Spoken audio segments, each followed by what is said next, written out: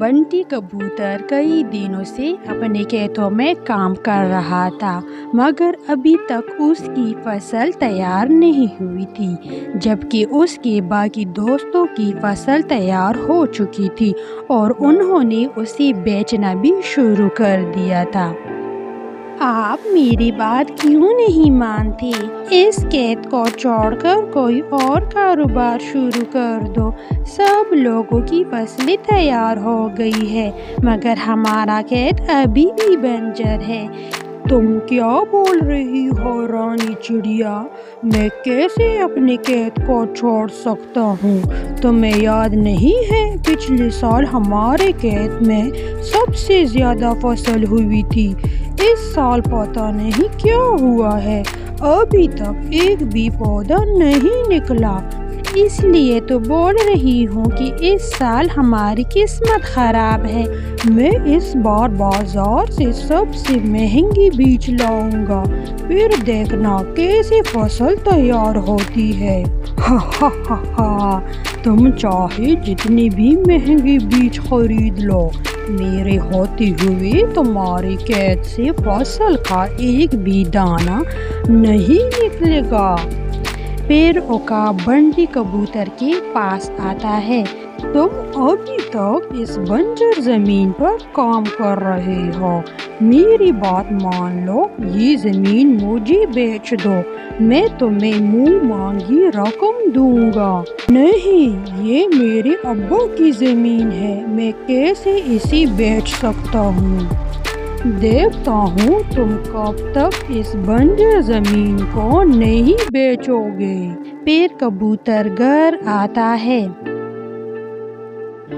रानी, मुझे पैसे दे दो, मैं बाजार से सबसे उम्दा बीज खरीदूंगा।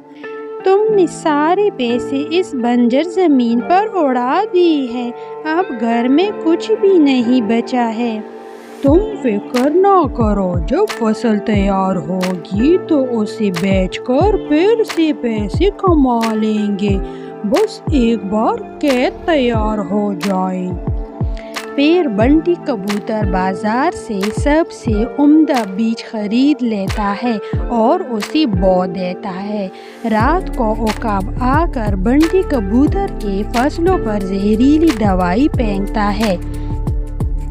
सुबह जब बंटी कबूतर आता है तो देखता है कि सारी फसलें सूख कर जल गई है, जिसे देखकर वो बहुत उदास हो जाता है। फिर कबूतर घर आता है।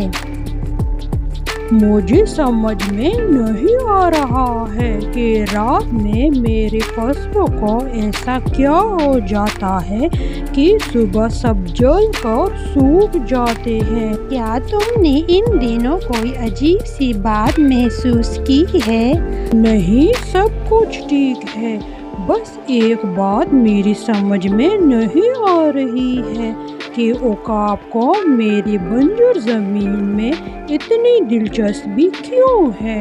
वो रोज आकर मुझसे कहता है कि अपनी जमीन मुझे बेच दो।